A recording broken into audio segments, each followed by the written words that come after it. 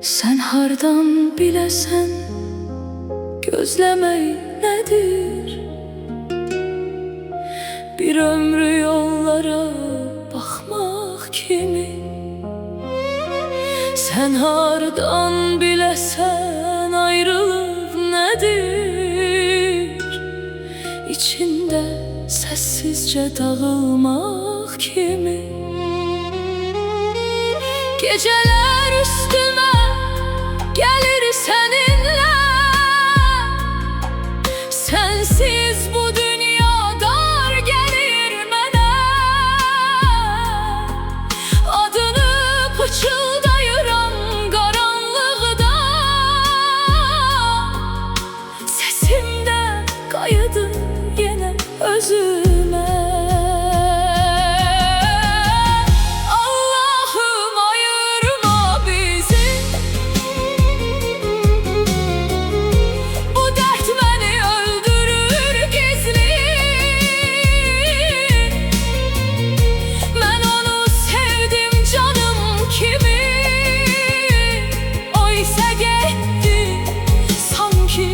Yoxam kimi, Allah'ım ayırma bizi, bu sevda içimde yarım qalıb. Mən gözlədim geceler boyu,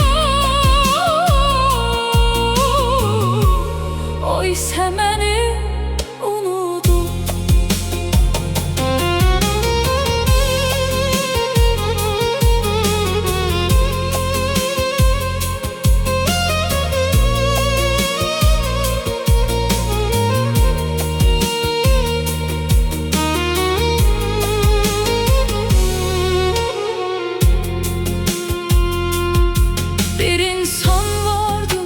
İçimde kalan gülüşü belə dərd idi mənə.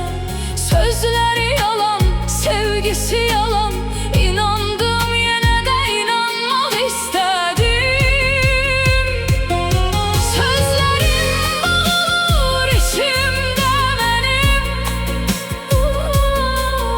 ümidim sönür hər keçən gün.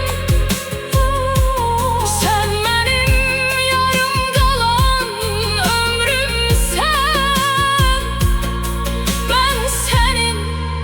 hiç olmamış dünüm. Allah'ım ayırma bizi, mən onsuz yaşaya bilmirəm gizli. Apardı məni özüyle bir gün, qayıtmadı, qoydu məni sürgün.